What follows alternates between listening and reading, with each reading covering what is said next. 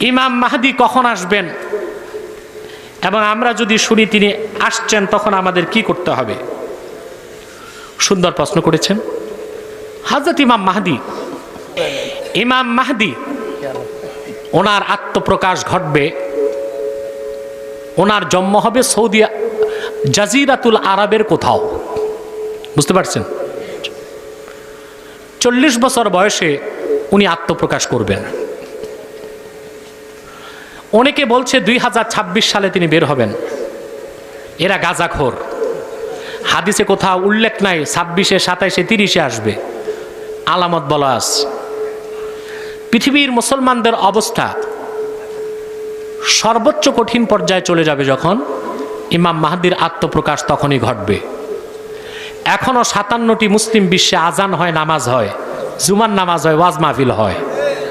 অতএব ইমাম মাহদি সহসাই চলে আসবে, এই রকম কথা বলা চরম পর্যায়ের গোমরাহি ছাড়া আর কিছু নয়। তার প্রথম প্রকাশ ঘটবে কাবা ঘরে।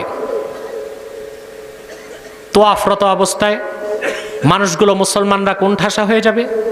সারা বিশ্বে অস্থিরতা, প্রচুর মুসলমানের রক্ত ঝরবে। দাজ্জালের প্রকাশ ঘটবে। ইকো বন্ধ করো, মাইকের ইকো বন্ধ করো। এমন সময় কাবা ঘরে তোয়াফ করা অবস্থায় গায়েব থেকে আওয়াজ আসবে, হাজা খলিফাতুল্লাহিল মাহদি। কথা বুঝতে পারছেন? হাজি খলিফাতুল্লাহিল মাহদি, এই হলো আল্লাহর খলিফা মাহদি। লোকজন খুঁজবে মাহদি কোথায়। হাদিসে এসেছে ওনার 2 হাত তুলনামূলক বেশি লম্বা হবে, হাঁটু পর্যন্ত লম্বা থাকবে 2 হাত। মানুষ খুঁজে ওনাকে বের করে ফেলবেন এবং বলবেন, মাহদি তোমার হাতে আমরা বায়াত নেব। মাহদি আত্মগোপন করতে চাইবে, কিন্তু মুসলমানদের পীড়াপিড়িতে তিনি বলবেন যে হ্যাঁ আমি মাহদি। প্রথম দিনই 70,000 হাজি তার কাছে বায়াত নেবেন। কিসের বায়াত? বায়াত আলাল জিহাদ, জিহাদের বায়াত। এই 70,000 লোককে নিয়ে তিনি ময়দানে বের হবেন। প্রথম যুদ্ধেই অধিকাংশ মুসলমান শাহাদাত বরণ করবে। বারবার যুদ্ধ হবে। এক সময় দাজ্জাল বের হবে। দাজ্জাল যখন বের হবে, ইমাম মাহদি কোণঠাসা হয়ে চলে যাবে দামেস্কের জামি মসজিদে। অল্প সংখ্যক মুসলমান তার সাথে থাকবে। তিনি অপেক্ষায় থাকবেন ঈসা রুহুল্লাহ আকাশ থেকে কখন নামবেন। যা আমি ওয়াজের মাঝখানে বলেছি, আসর নামাজের সময় হযরত ঈসা রুহুল্লাহ আকাশ থেকে নামবেন। নামার পর ইমাম মাহদি আসর নামাজ পড়াবেন, তিনি নামাজ পড়বেন। এরপর ঈসা রুহুল্লাহ মুসলমানদেরকে নিয়ে দামেস্কের জামি মসজিদ থেকে বের হবেন দাজ্জালকে হত্যা করতে। দাজ্জাল সারা দুনিয়া দখল করবে, কিন্তু আরবে ঢুকতে পারবে না। তিনি আরবের প্রান্ত সীমায় যেয়ে দাজ্জালকে পাবেন। অস্ত্র ছাড়াই ঈসা রুহুল্লাহর চোখের আলোতেই দাজ্জাল লবণের মতো গলে যাবে। ইমাম মাহদিকে নিয়ে হযরত ঈসা সারা দুনিয়ায় খেলাফত ইসলাম, কোরআনের আইন চালু করবেন। 7 বছর পর ঈসা রুহুল্লাহ ইন্তেকাল করবেন। ওনাকে জান্নাতুল বাকিতে দাফন করা হবে। হযরত ঈসাকে কোথায়? জান্নাতুল বাকিতে, জান্নাতুল বাকিতে দাফন করা হবে।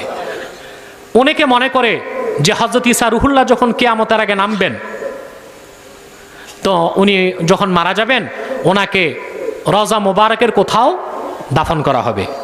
তিরমিজিতে হাদিসটা এসেছে আব্দুল্লাহ বিন সালাম থেকে, একেবারেই বানোয়াট মৌজু হাদিস।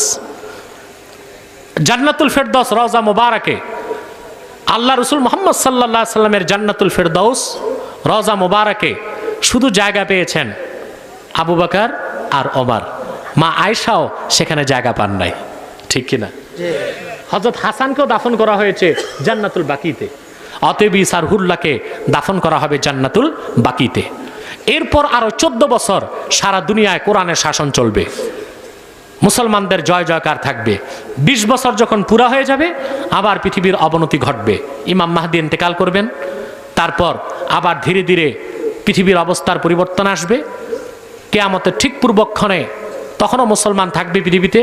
উত্তর দিক থেকে একটা বাতাস আসবে। ওই বাতাস প্রত্যেক মুসলমানের ডাইন বগলে লাগবে, তারা সব একদিনেই মারা যাবে। তখন পৃথিবীতে কাফের আর নাস্তিক ছাড়া কিছুই থাকবে না। 160 বছর আগে পশ্চিম দিকে সূর্য উঠবে, এরপর আর তওবা কবুল হবে না, তার 160 বছর পর কিয়ামত হয়ে যাবে।